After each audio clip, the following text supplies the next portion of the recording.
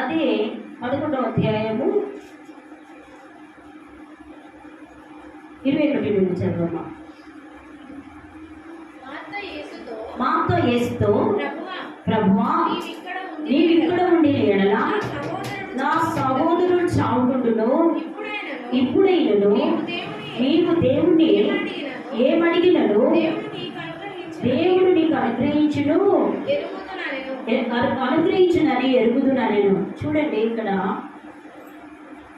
Martha వీళ్ళిద్దరూ మరి Martha యేసయ్య యొద్దకు వెళ్ళి డిస్కస్ చేస్తున్నాడు. ఏమన్నాడంటే, అయ్యా మార్త ప్రభుతో అంటున్నారు, నీవు ఇక్కడ ఉండిన ఎడల నా సహోదరుడు చనిపోక ఉండును కదా.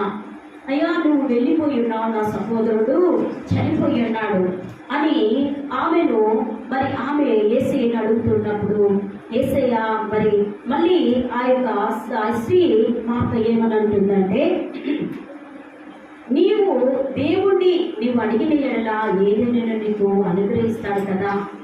ఏంటిది? దేవుడు నీకు ఏదైనా అనుగ్రహిస్తాడు కదా. అయ్యా మరి నువ్వు అడుగుము అని మార్త ఏమని అంటుంది, నీవు దేవుణ్ణి అడిగినను దేవుడు నీకు అనుగ్రహించినని ఎరుగుదుమనెను. యేసు నీ సహోదరుడు మరలా లేచినని ఆమెతో చెప్పగా, మార్త ఆయన అంత్యదినమున పునరుత్థానమందు లేచినని నేను ఎరుగుదును.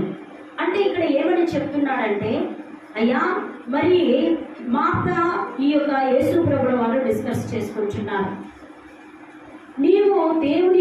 దేవుడు మరి నీకు అనుగ్రహిస్తే ఏదైనా చేయగలుగుతావు కదా, సమర్థుడు కదా. అయ్యా నువ్వు మరి ఆయన నీకు అనుగ్రహిస్తాడు కదా. నీవు మరి నా తమ్ముడు మరి నా సహోదరుడు చనిపోయి ఉన్నాడు మరి అని అంటే, యేసు ప్రభుల వారు మరి నీ సహోదరుడు మరలా లేచునని ఆమెతో చెప్పాడు. మళ్ళా